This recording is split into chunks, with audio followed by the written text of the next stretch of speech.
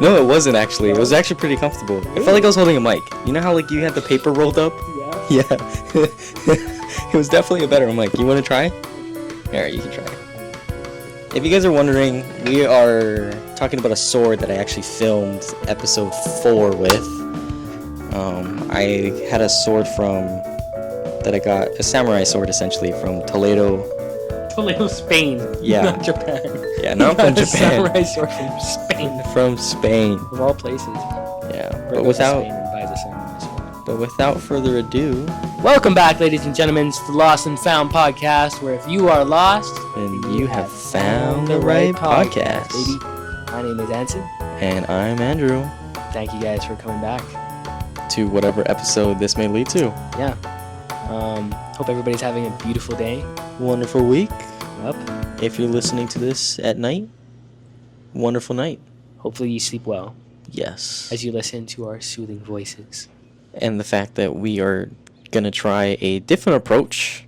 Mm-hmm. We are going to try and not have any notes, but rather make this a conversation about whatever this leads to. Yeah. And I think we can just make this a special episode. Special episode where we talk about whatever it leads to, whatever we want. Yeah, Actually, no, not whatever we want. We're going to want. talk about the geopolitical climate of the world. No. We'll stay on track. Yeah, no, we probably won't talk about that. I think, you know what? Let's talk about something. I think we should go back to what we were practicing before we did this. Yeah? You want to go back to the idea of discipline? Sure. So, we were talking about discipline, and he asked me the question, what is discipline to me? Discipline to me, and this is something this is where my first original thoughts of discipline came from. And I think it's also from reading things like Can't Hurt Me by David Goggins. And I would say David Goggins and kind of these men that preach discipline, so to speak. They teach discipline in a sense that when you get up in the morning, let's say one day you get up in the morning, get your full 8 hours of sleep, you're well rested, you wake up and you're motivated to take on the day. You have all this energy, you're like, you know what, I'm going to go for my morning run. Go for that morning run, you come back, you make yourself a nice, big, healthy breakfast, and you get you ready, you go about your day, you get your work done, you have a really productive day. But you go to bed late that day, you're like, you know what, I earned this, let me go treat myself, let me go out with my friends. So you go out with your friends, you go drink, come back home, it's 3 a.m, you're like, oh, I gotta go sleep. Go to sleep. Your alarm goes off at 6 a.m. You got 3 hours of sleep. Oh, that's nuts. Yeah. You got to go to work. And you're like, oh, you know what? I'm too tired to go on my morning run. I think I'll sleep in. You sleep in another extra 2 hours. 7 o'clock. No, 8 o'clock now. Yeah? It's 8 o'clock now. Work is at 9. You rush. You're rushing. You go to work. You get there. And guess what? You're 5 minutes late. You get in there. Your boss is on your ass because he's a stickler. And he's like, hey, man, what the heck? Where were you? And you're like, dude, I'm only 5 minutes late. And he's like, yeah, but that just reflects the type of worker you are. Lazy. Already. It's not even 10 o'clock and your day is already off to a bad start. Not every day is going to be a good day, right? But to me, a disciplined person would wake up that day. They go to bed at 3. Their alarm would hit. And rather than going back to bed and starting their day later, they would wake up and be like, you know what? I chose to stay out late, and I'm going to suffer the consequences. I'm going to push through. I'm going to go on that run. Yeah, it's going to suck like hell, but after it, I know I'm going to feel a lot better, right? Because knowing that I didn't allow myself, I allowed myself to, kind of put me in a bad state, but I'm not going to allow myself to kind of stay in that negative space and let myself, derail my progress, so to speak, or you're not letting yourself kind of compromise. You're holding yourself to a higher standard and you're keeping the momentum going. That's what that discipline is. It's when on those hard days, those are the days that matter. It's not the days you do well, it's the days where you may not do well that really matter. I had, for me personally, this week there was a day I had to run 7 miles on Wednesday. The day before, I felt like death the day before. My head was I had a pounding headache. I was lightheaded. Sounded congested. Yeah, it was rough. And the next day, on Wednesday, throughout the whole day, lightheaded, pounding headache. Sounded congested again. Yeah, and coughing. it was quite literally terrible. I felt like death. Right? It just didn't feel good. Didn't feel good. Not like death, guys. And Just but didn't feel then good. here's the thing: I had to run 7 miles, and I was like, you know what? I could either, you know what? If anything, I deserve to like sleep in. I deserve to take it easy.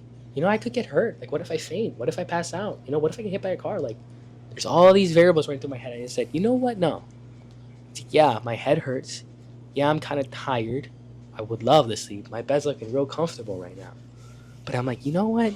Nah, let's go on this 7-mile run. It's actually a perfect setup. You know what I did? I laced up my shoes, This is a perfect setup. put on my headphones, fucking blasted it up all the way. I got that warning from Apple saying, hey man, your headphones are too loud, turn it down. And I was like, turn that shit up. And I went on my 7-mile run, and guess what? I had the best run I had in weeks. It wasn't fun, but I pushed myself, and I was like, you know what? Now is when my performance matters the most. Because it's in this moment where I'm supposed to do my worst. This is where I'm going to do my best. Because this is where it matters. I think also when you said the best run, right? I think that's also after you showed me the times. Yeah. You showed me the times, and then I was like, hey man, because keep in mind, right, if you don't already know, Anson is actually training for a marathon, the full marathon. And, you know, he's definitely had a lot of speed bumps along the way with injuries too, right? Tore my meniscus back in November, December-ish. Yeah, and then he was supposed to run. Were we supposed to do the Kings runner together? That's the 6 miler. We were supposed to do. I know the we're supposed Kings to do. and the Hapalua. Yeah, he was supposed I to was do gonna those two both. with me. I was gonna buy the package. Yeah, and then he kind of like felt something was off, so he Yeah. had to put that aside, and I had to raw dog it myself. Yeah. I think it was when we did the Great Aloha, and it was the weeks after because I was like, I think it was that hill. There's like a slight hill when you run that run. If you live in Hawaii, it kind of takes place on.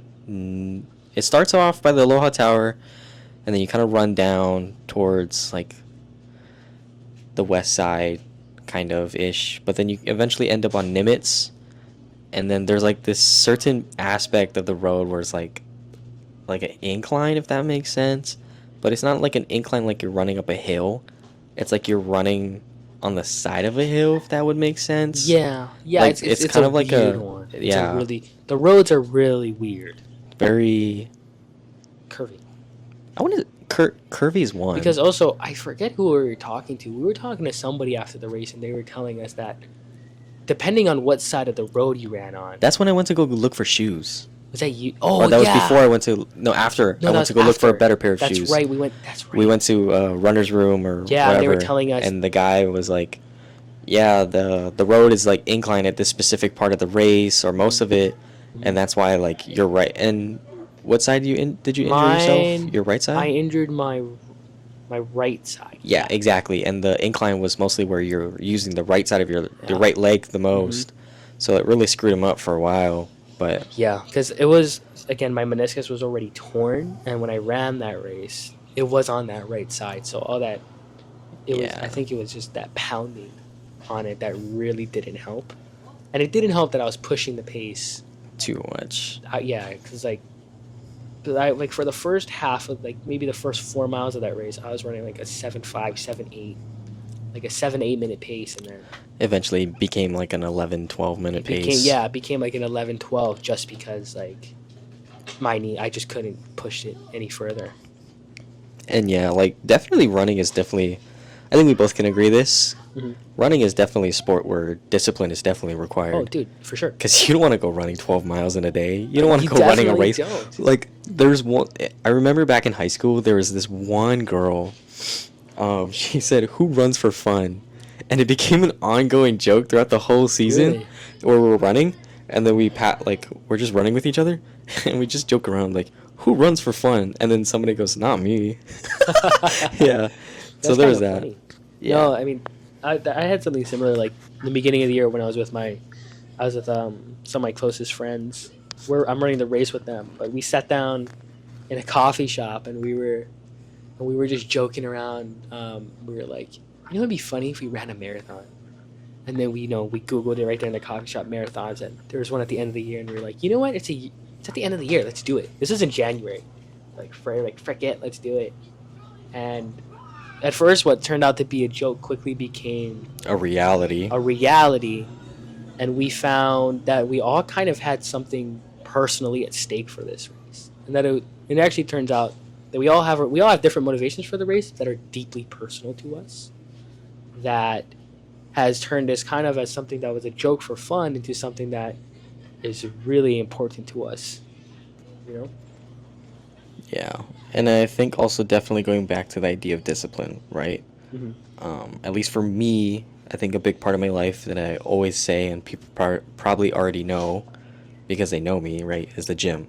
Oh, yeah. You know, I don't look like I have the body that most people would want, and I definitely don't. Mm-hmm. You know, and I think with everything that I have going on in my life currently, you know, it's not, I guess, sustainable enough to really focus on that aspect of, you know, quote unquote bodybuilding, because that's what I mainly focus on now, you know. And a lot of people within the fitness community will really, really, really, and always talk about the word discipline. You know, what does it entail? How does that apply? You know, there's a quote by Mike Tyson in terms of discipline, and he says, "Discipline is doing the things that you hate like you love it." Yeah.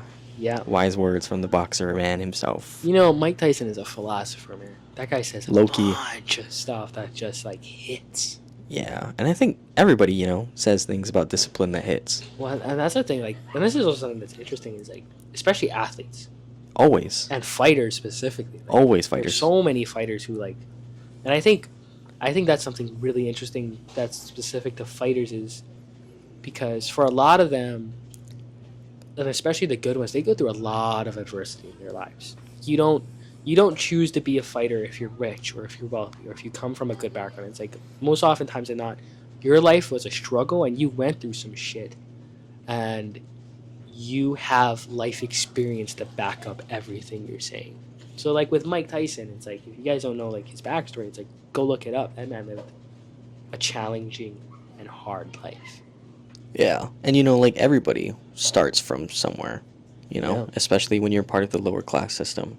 You know, Yeah. you have something, one, you have something to prove, and two, when you have something to prove, those moments where you really don't feel like it, you're gonna do it because you have this motivation. Yeah, you have know, this inspiration behind it of what that vision, like you have this vision, right? I think this is a good way to see it.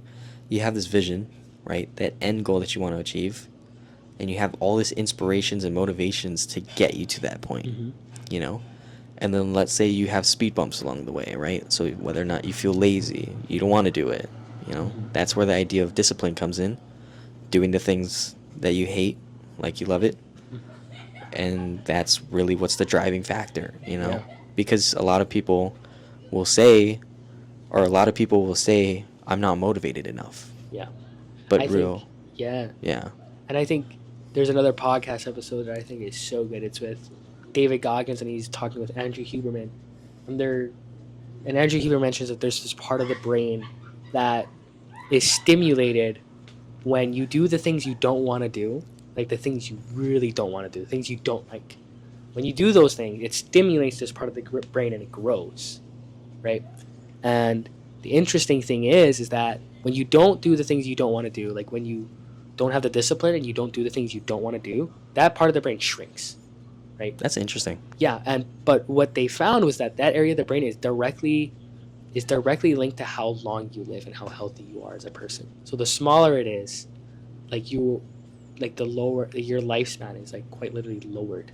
It's very interesting. Like there's more to it that I'm forgetting now because it's been a minute since I've watched that episode, but that's definitely a podcast I highly recommend you guys check out because there's so much wealth and knowledge. Like, you have somebody who's tried and true, who's probably the face of discipline, David Goggins, and then you have this brilliant neuroscientist, Andrew Huberman, who's just kind of picking his brain, and they kind of bounce ideas off each other, and it's really a great listen. Highly recommend. And definitely I think David Goggins is also like he's like, I wouldn't say he's an inspiration, but he's a person that really embodies the word discipline. Yeah. And is like a madman. Yeah. Yeah, he's somebody where he walks the walk and he talks it. You know? Yeah, he'll walk it and he'll talk it. Yeah. You And know? he can, because it's like, you know, like the ones where, like, have you seen the video where it's like freaking, it's like literally, like he literally has icicles hanging off his face and he's running. I don't think I've seen those. Like you see the most common videos is where it's Yeah. like, who's gonna carry the boats? So, yeah, you see those videos. Or there's also another video where he's bench pressing like 135 pounds, but he's doing it for like how many reps? Oh, like it's like in the 20s, and Cameron Haynes is behind him, like, Yeah. one more, David. Yeah, and he's trying to like get him going or Yeah. something. He's like, okay, bud. Yeah, those two, David Goggins and Cameron Haynes, those two they're animals. Yeah. They're animals. Cameron Haynes is another one. Cameron Haynes is a bow hunter. That guy in the video who's behind him, he's a bow hunter, but like the training that bow hunters have to do, like that guy also runs an insane amount too. Like at one point, I think somebody said that guy was running a marathon every day, like every day of the week. Like it's crazy because for most people, you run a marathon, they say it takes like 6 months for your body to fully recover from running a marathon, but this guy's doing it every day because bow hunters, they need that endurance and that stamina. Especially just to keep pulling back on like that. this is something crazy I've heard. I think like I gotta go research what the statistic was, but like the success rate for bow hunters, for elk hunters specifically, super low. It's something like one elk in every 10 years or something crazy. It's also because the crazy distance that you have to be from the elk just to get the elk. And like and like for some reason, like I think not for some reason, like I think Cameron Haynes has like if not 100% success rate or something crazy like that, where it's like, which is insane, you know?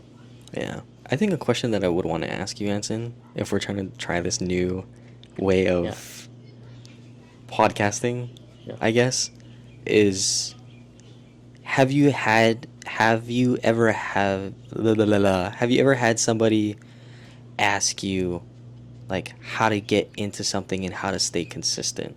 Oh yeah. Yeah. I've had people ask me that. Okay, so from there, would you be willing to kind of explain the context? Like, let's say if it's fitness, let's say if it's, hunting or whatever. Let's try and stay away from, like, school or something, because, I feel like that's mainstream. Yeah. But I'll let you talk about one, and I also want to talk about one. I kind of covered it, but I think I want to talk about more of, like, if somebody's asking you, and Dr. Mike, not famous bodybuilder, but he's been on social media and he's pretty well known.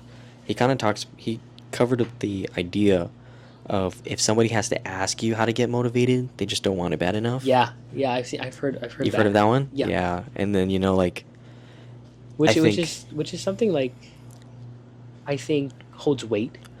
I think it holds a lot of weight and it holds a lot of value. Mm-hmm. But I think in terms of the weight and value it holds, I think or at least in weight, it can definitely kind of give a pretty hard punch to somebody. It does. That really wants to get to that point, but then it goes back to the idea of like instant gratification. Yeah, there's oh man, it's an interesting point that you bring up motivation because there's aim. So aim is kind of like this framework. So usually it's MIA instead. It's MIA. So it's like motivation, inspiration, action. That's usually how it goes. Yeah. Right. And that's what most people want is they want to find the motivation. Then from that motivation, they get the inspiration to act. Acts. MIA. But really, it should be the other way around. It should acting, get inspired, and then motivation. Yeah. Or I think it could also be like take action, find inspirations to continue, and then motivate others. Not find the motivation, right? Because we just covered kind of like, or I just talked about it, right? Yeah. Like motivation doesn't get you to the point where you want to be. Yeah. Discipline does. Yeah. In those moments where you don't want to do it, discipline is there. Yeah. When you wake up in the morning and you don't want to go to the gym, motivation's not going to be there. Discipline will. Discipline's going to be. There's so many times this semester, bro, I kid you not, that I've actually skipped out because I'm genuinely tired and exhausted. I will admit, sometimes I don't go. Yeah. Because I give myself those days to rest. Right. Because also, Priest Lee, sorry. Definitely. Bodybuilder? Yes. Yeah. Famous bodybuilder. He's actually the one who defeated Ronnie Coleman. Really? Yes. It's Oh. like 5'4". Oh, super okay, huge yeah, dude. Australian. Yeah, I remember. And he's definitely an inspiration for me. Not only because he's also like the same height, you know, yada yada yada or whatever, Yeah. but he's faced a lot of adversity and whatnot in his life too, and I think that's also some part of a person that I do look up to, Mm-hmm. you know. But he kind of really emphasizes and really kind of preaches the idea of, you know, if you're gonna go into the gym and you know that workout's not gonna be that great workout that you want, you know, then don't go. Really? Because why go in and Give the half effort? give like 50% instead of 100? Why go in and give 80 instead of 100? So he's saying don't go in. Yeah, so he's saying don't go, right? And take the day to And we rest. have all these other people who are saying discipline is the key to get to that Yeah. point, right? There's also another famous bodybuilder, and So he's wait, such a controversial but did he thing. have anything else to that? He just says don't go.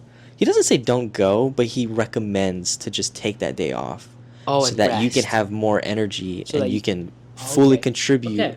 to Yeah. that next workout. So that the next one is better. So you Exactly. can actually have. So you can go. actually have that energy Okay, to I put understand. in that And max intensity and effort. I like that because I have something for me similar, and I told this to a friend of mine, a good friend of mine recently, who was asking me so I have a friend who's trying to be consistent in, like he has things in his life, and he's trying to be consistent in different areas, right? And he's telling me, he's like, man, I feel so bad because I want to do all these things, but I'm so invested in this one thing Yeah. that I don't have the time. So like gym was one of his things, right? And he's like, oh, I'm so invested in this one thing that I haven't been going to the gym because I've been working on this one thing. Yeah. And I told him, that's fine. That's I've also okay." had one friend that's told me that too. Yeah. He said like you know who I'd probably be talking about if I said the context. Student teaching, put all his effort into that, you know, and I give him props, you know, teaching is definitely hard. And we've also had the conversation where, you know, teaching is such a powerful job. Yeah. You have the power to influence the next generation, Yeah. inspire the next generation, you know? Yes. And I think a lot of teachers in this world should take that into consideration. Take it more seriously. I feel like I'm not going to say take it seriously because you also have your parents that should be doing that, yeah. you know, but adding that value to their life. But you never know what impact you can have on another person. Exactly, and you don't know what perspectives that they'll be able to add. That's why I say take it seriously, because it's like you really never know, you know. Because like I've had teachers in my life who I look up to them a lot. Yeah. You know? So that's why I say take it seriously. But But- coming back to my friend, I told him that's Yeah. okay that you don't go to the gym and you're focusing on that one thing. Because the way I look at it is, if you have all these things you do, so let's say you have your job, you have work, you have that side project that you're really passionate about, right? And let's say you have to balance all these things out, right? If you miss out on one thing, my advice always is double down on something else. So if you're not going to go to the gym, just take the time that you would have spent at the gym working on that passion of yours, you know. Or if you're going to work double hours, maybe, and you can't do one of those things, choose one. Don't Yeah. at least double down to something productive. Do something productive. Or just take that energy and contribute it towards that thing. Yeah, and contribute it towards that thing, you know. Yeah, that's That's why interesting. I'm like, it's like for me, for example, 2 weeks ago, there was a week where I missed an entire week of running because I was working on this podcast, and I was like, you know what, that's fine by me because I'm invested in this podcast and I want to grow this thing. I want to see this thing succeed. Yeah. So it's like, as much as I love running and I really want to run, and I know it's good for my training, it's like I'm willing to sacrifice that for this podcast because I'm dedicated to this podcast and making this podcast work. Yeah. Right. It's also like the idea, I heard this from another podcast. It's like, as a man, you really have 3 things that you focus on in life at a time. Mhm. You know, Yeah. anything past that, it's like, it becomes just kind of, it strays away, right? Yeah. So like for me, right, it's gym, school, work, right? Yeah. Like this podcast Mhm. is like kind of there, but it's not, right? Yeah. Because my main priorities is fitness, schoolwork, and definitely working, Mhm. you know? I guess my question would be, what is that for you? Yeah. What are those 3 areas that you really primarily focus on? Yeah, and that's a great question. For me, it's a tough one. That's a tough one because there is a lot on my plate currently. For me, And I think this is a good question for you because you recently have things added to your plate, like a lot more things. yeah. Yeah, and I think really the easiest way is to list it out. So marathon is the big one. Yeah, that's one. That's one. That's a major one for me. So we'll just put it as running. Running, one. Okay, two. Definitely Two. school. School is school is two. It's my last year. I'm a senior. And then three would be work.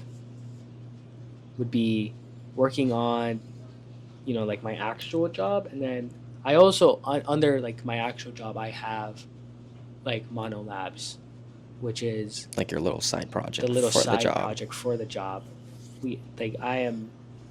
So those are my big three right now. And the podcast, It's kind of like a stray away. it's a stray away that I do invest a lot of time in.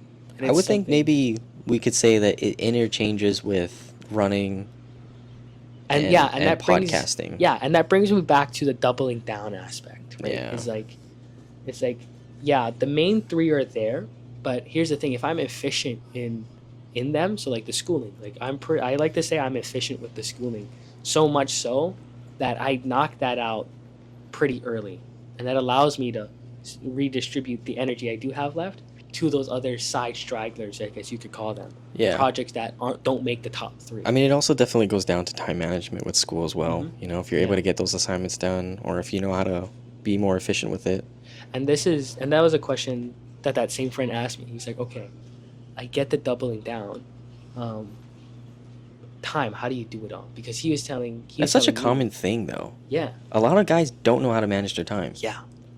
And I'll admit I'm still working on that. Everybody does. Yeah. We all do. Yeah, I think for me right now, what works for me right now is kind of you got to take inventory of everything that's on your plate, right? Everything that you need to do, everything that's coming up, and you have to tackle the things that are right in front of you and that are urgent, time sensitive. Yeah. I think also another way to think about it is think about what's time sensitive, but also portion it out. Yeah. Portion the workload out. If you're going to try and bang things out in one day, props to you, but that adds stress. Right? It does. But I would almost say that it's worth it. The stress is worth it. In some cases, because yes. Here's the thing: if you're behind, it's better to burn yourself out and catch up, right? Take some time to recover, like Precy said. Like you're not going to be at 100% when you burn yourself out catching up. Most definitely not, yeah. Most definitely not, but it's a sacrifice you have to make in order to get to a better place. And it comes back to discipline. Like you're going to need that discipline to catch up, right? Because it's not going to be easy playing catch up. Playing catch up is never easy. Or I think another way to think about it is the lack of discipline is what leads you to having to play catch up. Yeah. Yes. I think that's a better way to frame it. Yeah, that is. I don't think discipline will have to be required to achieve catch up, quote unquote catch up. But you're catching up in the first place because of the lack. Because of your lack of discipline to Okay. be able to do those assignments that you don't want to do, show up to class when you don't want to do it, or show up, And I think both of us, we definitely struggle with this because I think with the idea of college, and this definitely is controversial and contradicting because we participate in the idea of college and we contribute and pay for it, right? Is like college really is often such a big waste of time. Certain classes is just not worth showing up to, right? And yes, we're paying for these things, but keep in mind, Anson and I, when we picked the college where we'd save more money, and it really benefited us, I think, in comparison to like other people who, let's say, like coming from Hawaii, move away, and they pay how much money just to go to the school, just to take out debt. Yeah. And then when they're done with school, they take even more debt out, either trying to sustain the way they're trying to live, or they're trying to evolve into the world that, the new world for them, that new life outside of school, what's next, the next steps, right? Next steps. Whether it's getting a house, maybe getting an apartment, maybe if you're in a relationship, right? Getting the money to pay for a wedding, You know, I guess that's like a common thing these days, you know, even having a kid, you know, all these simple things, you know, one thing will lead to another. Yeah, most certainly does. Yeah. I think everything's connected as a chain of events. And I definitely think people who are having kids at this age, they're insane. But, you know, if... Respect to you guys. Good I luck. guess, yeah, respect. I wish you nothing but the best. It's not an easy thing. I think it's a noble thing. I think it's beautiful. Childbirth, beautiful. I think it's also like... Yeah, it's definitely a beautiful thing. I think it's the kind of world that you're bringing them into is what is definitely strikes me. And that's something that's a big thing for me, because like my views on like relationships and having a family is like, when I bring kids into the world, my thing is I want to bring them into a world where I can support them. Yeah. And I can watch over them, and like, and so I always ask myself, it's like, okay, when I bring my kids into the world, where do I want to be? Where do I see myself living? What job do I see myself having? What do I need to do to be able to support them? And not just like meet the bare minimums, but like support them and then some. Right? I think you also want to be not necessarily thinking about what kind of job you want to have, but I think you want to be in that position where you're comfortable with the job you have. Yes. Right? Really prospering from the results of that discipline that you've achieved or been able to use. I wouldn't say use discipline, but you've been able to prosper from the results from your efforts. Right. You know? And definitely discipline is what really gets you to that point. Oh, 100%. The days you don't want to go to work, you know? Yeah. The hardest days, like literally the days where the odds are stacked against you and you should perform your worst, are the days where you have to push yourself and do your best. Yeah, you know? Those are the most crucial, critical moments. Or I think even just simply as showing an example for people, right? You know? Yeah. As much as you know, and that's something where it's like, I've had people tell me, it's like, and I've told you this, like, you've inspired me, and I've had people come up to me and be like, hey, you've inspired me. That feeling of that feeling that you get is like, it's so rewarding, you know. And honestly, it gives you that motivation. It makes it easier the next time you don't want to do something. You think about that person, you think about what they said, and you're like, that's right, I'm that guy. I need to be that guy. And you know, I also like don't even like to be the one that tells people about what I do. Mm-hmm. A lot of the time my mom is really the one that kind of flexes what I do. Yeah. You know, I'm not the kind of person that likes to boast about myself. I let other people do it. Yeah.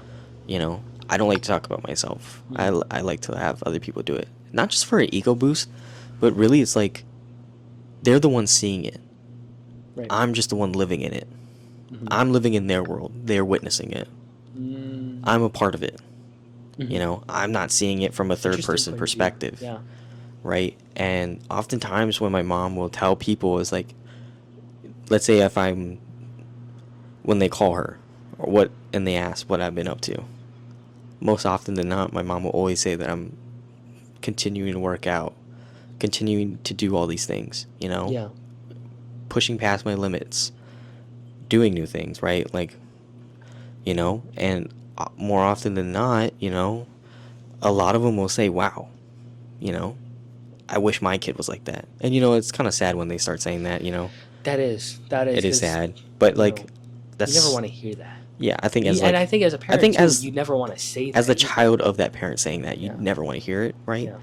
But it's also, like, that would just mean that whoever that kid is hasn't made that choice. Yeah. Right? Going back to one day... I'd like to say they haven't made that choice yet. Yeah, going back to the one day or day one. Exactly. Yeah, day one or...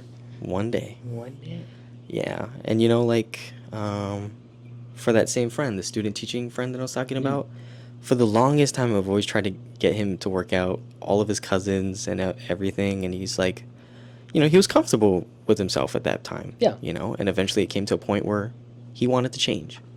He wanted something new. He wanted to improve in his life, you know. But as time went on, it still became this one day, not day one. Yeah, and I think And I think people fall into the trap of they're like, okay, I'm gonna do it. I'm gonna turn it around. And then they're get gonna start started. with day one, Yeah. right? And they're gonna plan. Yeah, and they're gonna plan, and they're gonna go to day 2, day 3, Yeah. maybe day up to day 30, right? Mm-hmm. And then at that point, they're like, okay, I'm doing good. But let's say there's another area, right? The 3 areas Mm-hmm. of your life that you're focusing on. Let's say whatever that is subsides fitness. Or maybe if you have 2 things that you focus on, Yeah. right? You know? For him, that was the case. It became from day 30 back to 1 day. Yeah. And he kept saying that. You know, maybe he kept thinking that. I don't know, right? You know, and it's just gonna always be 1 day, 1 day, 1 day, 1 day. I'll get back into it. Hopefully. No, and then that's the thing is like, if there's day one or day one we day can or say day we can one. say day oneer or No, this 1 day or day one idea it's such an important idea, you know, because so many people fall into this thing where it's like, okay, day one, here we go, and they plan and they plan and they plan. You can do all the planning, right? And going back to what you said, AIM, action, inspiration, or motivate others. But so many. What I'm trying to say is, so many people get stuck on the planning that they never act on it. Yeah. They never actually act on it, and they're like, "Oh yeah, I'm working out the diet and I'm working out the training plan, and I'm trying to pick the right day to start." But you don't know unless you try. Yeah, and that's such a famous quote that people say to this day too. Yeah, and the thing is, I'm gonna be honest. I'm gonna tell you like a very important truth. There is no perfect time. There is no perfect day. There is no perfect moment. And nothing is certain. You just have to go out and take action. Exactly. And it's also like another idea too, right? Is like going back to kind of like the idea of, you know, you're never going to be 21 again. You're never going to be 21 and that's 3 years old. Yeah. Or 21 and 3 days old. Yep. You know, it's never going to happen. It's never going to happen again. And that, you know, when Jocko Willink, Navy SEAL, podcaster, like that was one thing he said that always stood out to me is like the solution to most of life's problems can be resolved by taking action on it. Yeah, and like all your worries or, you know, like all your worries and concerns about what's actually going to happen, you don't know unless you take action. You don't know unless you take action. And you know, it's just... The thing is, it's okay to plan and it's okay to like try to find the right day. Like that, it's probably good to go in with a plan. It's definitely advisable. Better to go with a plan. Yeah. The thing is, it's like don't get caught up planning and don't get stuck in that, because I think people do that and they feel like they're making progress already. Yeah, like even though they haven't started, they're like, oh no, I'm taking the steps. It's like, yeah, but you actually have to execute the plan. Yeah. You know, like at least going back to a gym rat perspective, right? Mm-hmm. You know, you can say, oh, I want to go to the gym. Okay. So what do you want to achieve in the gym? Right? You want to get stronger, you want to get bigger muscles, right? This is part of the planning process. Right. And let's say you want to get bigger muscles. Yeah. Right? Part of that taking action is maybe asking a friend, hey, can I go to the gym with you next time and can you show me some things? Yeah. Right? Then part of that is planning again. Yeah. What am I going to do the next time I go? Yeah. What can I do to improve, right? Mm-hmm. It's almost kind of like planning and taking action can go not necessarily sequential, but simultaneously. Or simultaneously at the same time. You know, also kind of going back to like maybe an education standpoint, right? I want to go get my master's, you know, have an idea of what you want to study, you know, and then from there, just take a class. Yes, it's expensive, but you're going in with the idea that this is something you either enjoy studying or you want to kind of like rise to the occasion within your career. Not rise to the occasion, but, you know, elevate yourself within your career in that field. Right. And then from there, you will continuously to plan what classes you want to take next, when can you take it, and so forth and so forth. But yeah, sorry, I'm trying to find this quote from Marcus Aurelius. It's such a good quote, and he's talking about it's It's one of my favorite ones, but I'm not remembering it. But he's essentially saying like, and it goes back to what you're saying. It's like about the being 21. Yeah. It goes back to the idea of it's like it's good to start when you're young and you only have so much time, right? Because like this is so funny. David Goggins once said, he said, the day you were born is the day you became eligible to die. It's definitely true. It's a harsh reality, but it's true. Like every day you're dying, you know, every day the clock of your life is ticking down. Exactly. And it's also like a very kind of like dark way to think about it. Yeah. But like as much as you feel alive, you're slowly deteriorating. Yeah, but I think that's the beauty of it. But I think also the beauty of it as well is it's also the idea that discipline, right, in terms of discipline keeping yourself alive, help you get the most out of your life. Yeah, and also like achieving for a longer life, you know, to prevent that deterioration of your body. Because people are afraid of, like, certain people who are afraid of death, right? And like some people might think about that clock analogy and be like, that's scary to me, you know. But for me personally, it's exciting. Yeah. Like I'm not excited to die, but I'm excited that, you know. I feel like you're more so excited to sit when it does come to that time where you can say, I definitely will have been able to say that I've lived a life that I'm content with. Yeah, and that's the thing. Like that's what excites me the most is like you only have one shot at life, and everybody has the opportunity to go out and do great things and shoot for the moon. And like for me, I'm at this point in my life where I'm realizing that I do have the power in me to do great things and to go out and try new things. And that's what excites me about it is like there's so much opportunity and so many things to do, right? You just got to go out and do them. Like it's you may be afraid of what other people think, you might be afraid to fail, but I think people also should look towards failure. Yeah. They should look towards failure. Yeah. Welcome. You know? I say welcome. Welcome it. Yeah. I say welcome it because the failure comes from trying, and trying is one of the most beautiful things you can do for yourself. Yeah, even in the word trying, it has so many iterations to it. Trying to ask questions, trying to do something, trying to fulfill something, trying to fill something, trying to replace something, right? There's so many iterations to the word trying that you add to it.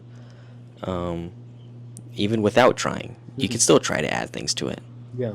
It'll be a continuous thing that goes on. And that's the thing, failure is like essential. Yeah, and I think essential. And I think going back to the word trying, right? Like in terms of career-wise, right? Referring back to the last episode of patience, right? Being patient for a job opportunity to come up. Yeah. That would have never, because I've also, for those of you that don't know, like Anson and I really kind of like update each other about what's going on, and I also kind of like basically, I'm not gonna say boast about it, but I'm also excited about it, is being able to have the ability to explore new experiences. So for more context, I think I kind of talked about the federal job setup in the last episode, and you can re-mention it if you want. It's gonna be I would have to move to a different state, and for those of you that don't know, we live in Hawaii, and a lot of people who do move away definitely struggle in terms of how would you say it? Like they struggle in terms of it's like homesickness, but they struggle with being able to expand their it's not expand, but and I think the problem people have when they have a problem opening up their minds, the possibilities of living in another state, that and new experiences, and the big part of that is because in Hawaii we are part of Hawaii is we have culture here, and the culture is very diverse. Very different. It's very diverse, but it's also very distinct, unique, and very different from the cultures from like different from the states, from the continental United States. It's very, very different. And especially too in Hawaii, you really don't experience, at least for us, right? Because we're locals, but you really don't experience racism. Yeah. For the most part. Yeah. And granted, also, it's still life just moves differently here. Yeah, and granted, Moves we're things. only speaking from our experiences, so Yeah. it's still bias. You know, there's Yeah. still going to be racism. There's still going to be Yeah. a lot of things that go on this island that's, usually not known, Yeah. Oh no, for sure. definitely. But for the most part, it's definitely unique, different, diverse. Hmm. Also, depending on the kind of people that you associate with, inclusive. Mm. Inclusivity is definitely, I would say, a very distinctive factor in terms of how the culture differentiates, right? In the continental United States, it's very much to your own self, I'm in my Yeah. own bubble. And then Yeah. here, you really you kind of include other people in your bubble Yeah. or not very, but more frequently. More frequently, and I think that's something that really makes Hawaii unique. And I think that's why people, when they do leave, they miss home, because that sense of community. They haven't found that yet, Yeah. or they don't And know it's how to hard, embrace it. and it's hard to find. You know. Yeah, it's definitely not easy, Yeah. but that's where you have to be patient, Hmm. because you'll find that circle. Yeah. No matter where you are in life, where you're at, you'll find that circle. You just have to be patient and you have to keep your head down Yeah.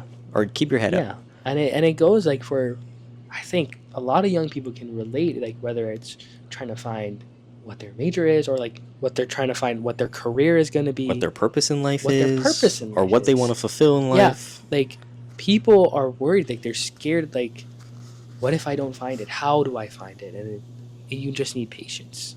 Yeah, At that's the the end of the thing. day, it's simple. It's like you just need patience, and you need to trust that things are going to work out, because things do. And like that's something that I've learned within like the last year, is that things always work out. They always do. And I think definitely a good Bible quote it's my infamous one. John 13:7. You may not understand now, but you'll understand later. You will never understand what's going to happen later on. Yeah. Or sorry, you'll never understand what's going to happen now, whatever experience that you're going through, but you'll understand later because Yeah. you'll be in that moment of reflection and you'll Yeah. be able to learn from that experience. Yeah, And you'll be able to apply it to other things in the future that come your way.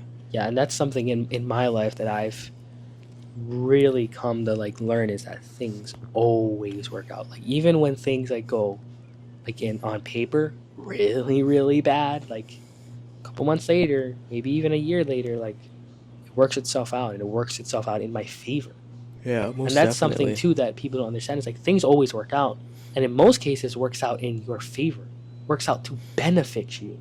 You just have to be patient and wait for that time to come. Yeah, and I think I have a good experience to relate to that when I went to St. Mary's in Texas. I was excited to talk about it, but in the beginning, like that's where I really had to be patient with myself because I didn't have all those friends that I do have now, at least my main group of friends from Right. there, right? A lot of that time was spent alone. That point in time, my relationship was rocky as hell. It was also like a semester away where, I wish I could be home, but and have like the accessibility to talk to my mom, but I didn't, I just, at the end of the day, had to have the discipline to make sure I'm still going, make sure that I'm still going to my classes, Yeah.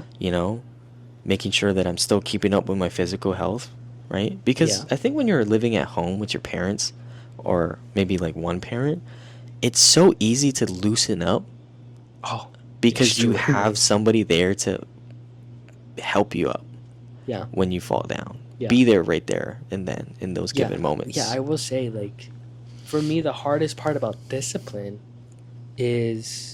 or staying disciplined is actually like very environment driven for me. Like that's my biggest obstacle, is the environment, because I live in a household where, gosh, I love my family, I do, but everybody's very complacent, very comfortable, and it's very easy to kind of give into their comfortability, Or I feel like it's also easier to accept it to accept it. Yeah, because and then everybody's embrace doing it. Yeah, everybody's doing it, and they kind of look at you differently, and they don't understand, like, why are you going running so early? Like, why are you staying up so late to work on whatever. Like the podcast, or staying up to work on work. Like, they don't understand why I'm doing all these things. They don't. Yeah. And that's like the biggest obstacle for me personally, is because like I want to do all these things, but I'm not in an environment where there's other people who are similar to me or have similar mindsets to me. Um, which is why I recently went to Colorado Springs for a couple weeks, and while I was up there, I was fortunate enough to have a roommate who was similar to me, had a similar growth mindset. We were a little bit different in our mindsets, where he was very focused on. It was more his focus was more technical, so he was very technically driven. He wanted to. He was working with a lot of startups, and he was super into like Just kind of working. like the tech world. Yeah, super into the tech world, super into networking and um, making connections, and like not just like benefiting his own startups, but also building up his career so he could eventually start his own. Because he was supporting a lot of startups, But he wanted to kind of like but take he that next kinda step. take the next step and start his own. You know, that's Yeah. like his goal. And then my goal was similar. Like I wanted to, because like at that time, like I was, I had I had been a part time employee for a company, and I planned to go full time with this company, but was already comfortable in what I wanted to do career wise. But I was also in a time in my life where I was like, you know what? I'm entering my last year as a student. I'm going in with this mindset that I'm going to take this next year and really lock in and give my 100% in it and do it well, so that when I do get into the workforce and I get into life, like, then I'm good and I'm set. And that's also when I started training for the marathon too, right? So when I was up there rooming with him, like I would get up at like 5 in the morning, I'd go run around, and I'd come back and he'd be up and he'd be working. You know, when coming back to the room and seeing him up, also working on his stuff, you know, that was motivating to me, you know, and especially like when we would go, so in Colorado Springs, we worked at a lab, and we would go to the lab, we'd go about, do our work there from like 8 to 3, no, not 8 to 3, it was 8 to 5. We'd come back to the hotel, and he'd hop on a business call back home in Hawaii, right? And he'd hop on that business call, and there's a 4 hour difference, right? So he'd hop on a business call that over here is at 4.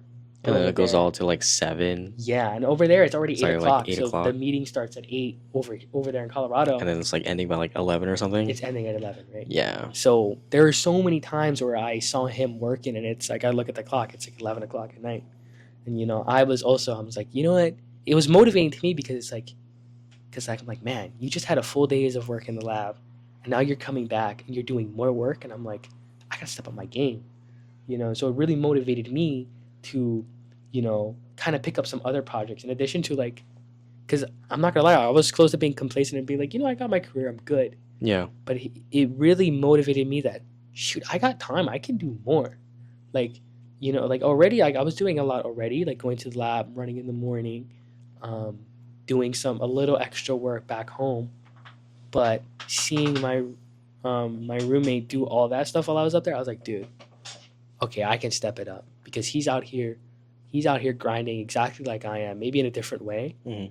But it's that type of thing. And like, if you can surround yourself with people who are like-minded, who have goals and aspirations, and who are driven, then it's like you find those people and you surround yourself with those people, because those people are the people that are gonna make you better. And the Iron thing, sharpens and I feel iron. like the thing is it's very rare to come across those kind of people. Yeah, it is. Like it's It never is. easy Yeah. to do so. They're quite literally, it is like finding a diamond in a haystack.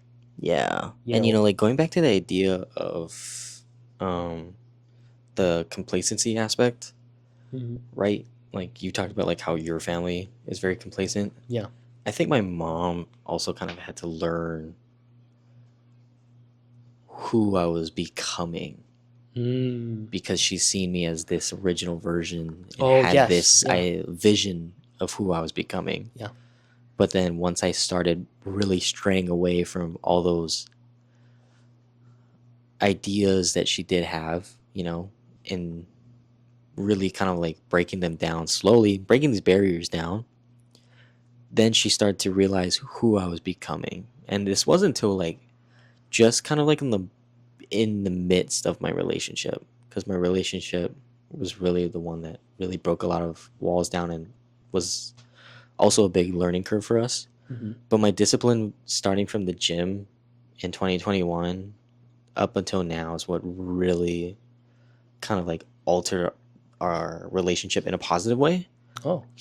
And that she's more understanding of why it's so important to me.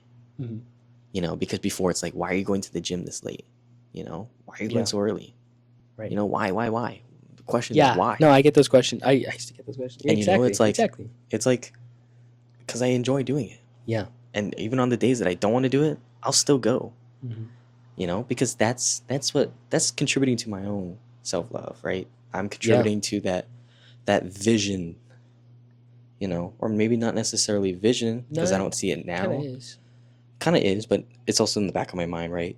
But that's what I see for myself. That's Right. what contributes in a positive way, right? Yeah. It's what influences me, and it also contributes to other areas.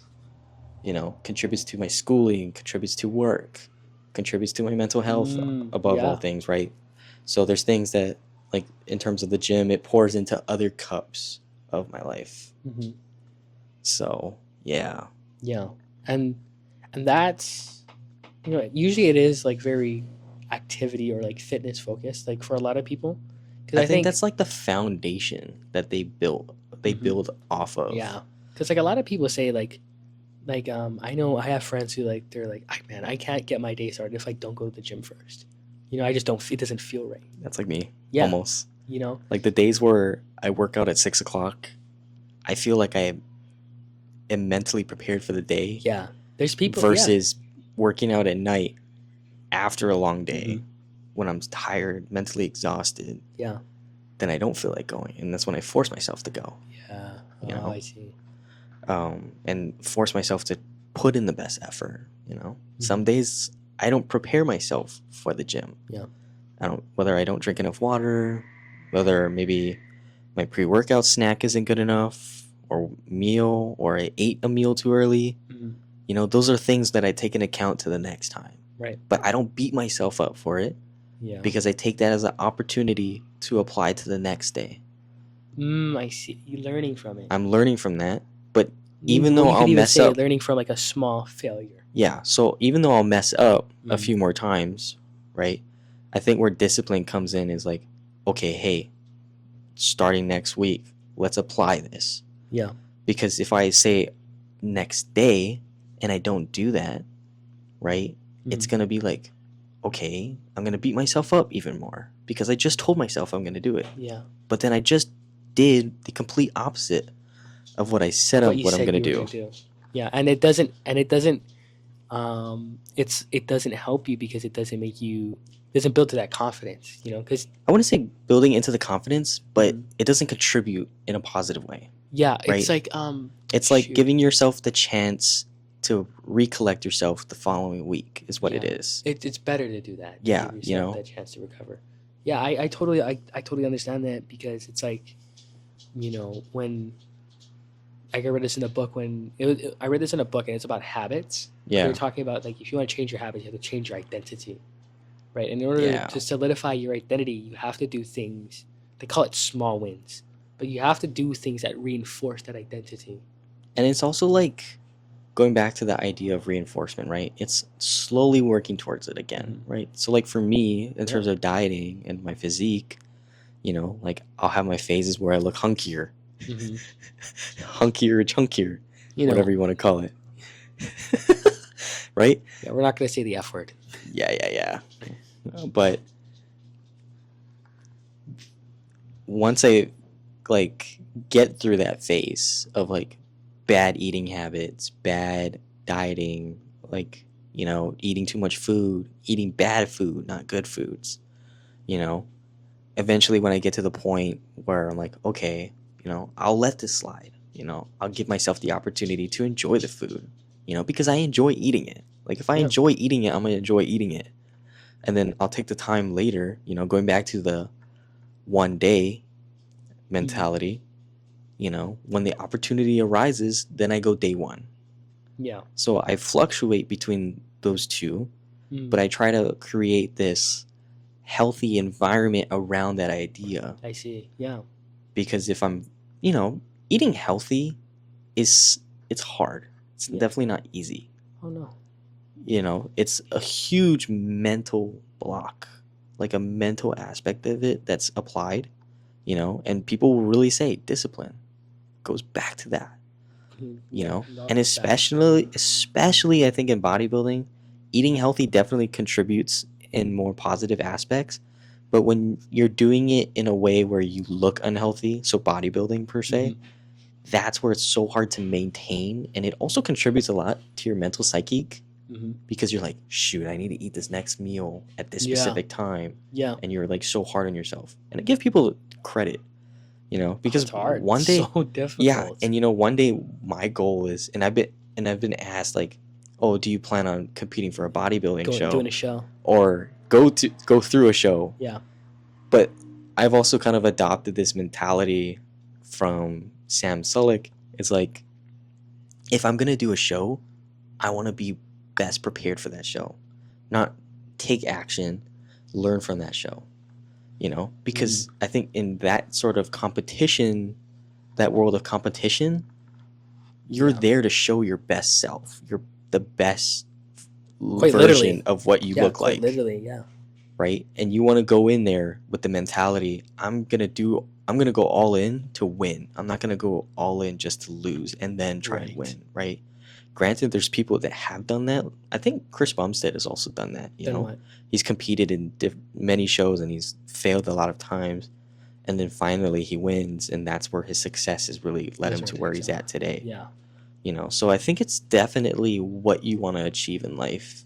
Definitely also kind of strives you into that direction. Just want to note, like, basing off that example, it's like either way you go, if you go Sam Sulek's way or if you go Chris Bumstead's way, they're not one is not better than the other. Yeah, one is not better than the other. One is not wrong. One is not correct. Like, it's just the mentality. Yeah, and it's just the mentality of what they think is right. Yeah, right. It's exactly somebody who's more patient, and there's somebody who's willing to learn from those experiences. Yeah. Yeah, and everybody's, that's where it's the big it's going to work. Everybody's going to be different. You're going to have somebody who is more likely to take the chances and take the risks and are willing to, fall a couple times before they actually gain some momentum and become successful. Yeah. And then you're going to have a guy who really likes to take their time and likes to be patient and likes to plan and likes to be meticulous. But also take action. And will be more methodical. Yeah, they'll take action, but they're more methodical about going about their it. approach. They're not as brash, Yeah, and like they want to be able to present to the world that masterpiece that they've been working to develop. Yeah. And they've been patient to get to that point, right? But we also want to emphasize that those are two different aspects of discipline as well, right? Bodybuilding, it's discipline. They still continuously put in the work on the days that they don't feel like doing, or the days that they don't feel like lifting. And I think it's such a mainstream topic, and I think a lot of times it's definitely talked about the most, but I also think it's the easiest to relate to, at least for me. And I think it's the easiest analogies to produce for people to understand. It's not necessarily like things that you just pull out from thin air. Right, yeah. Like, these are things that you experience as an individual and you really understand it, or take the time to understand it, and then you indulge in it. Maybe if it's like 50% that you indulge in it, you're still indulging yourself into that idea of discipline, but once you start adding that word motivation into the mix, that's when you start getting mixed up. Thinking motivation is coinciding with discipline. No, motivation gets you to the gym. Yes. Discipline keeps you there. Yeah. Patience gets you to that end goal. Wow. So That's inspirational. Good. No, I'm joking. No, but that's absolutely right. And I think this would be, and I also think this would be a great way to just kind of like end the episode too, as well. End it on a positive note. Yeah, end it on a positive note, and also end it on a clean note. Not extending the thoughts, not extending those ideas, but really just kind of wrapping things up. So I think without further ado, for those who are listening to this episode, it's definitely a different approach. We're definitely taking a different approach here, and I think we can both agree this feels way more natural, a lot better, took the words right out of my definitely mouth. so much smoother than literally the first 4 episodes that we filmed. Yeah. And it's also coinciding with the topic that we wanted to talk about. discipline. Yes. Yeah. But without further ado, guys, we just want to say thank you for tuning in. We hope that you have a wonderful day, week, month, year, so forth. And whatever you're going through in life that requires discipline, we hope that this episode was able to bring some sort of perspective that you could take away and add that to your life. And I think this episode specifically was such a beautifully pieced episode, or beautifully I don't know, Anson, you can save me.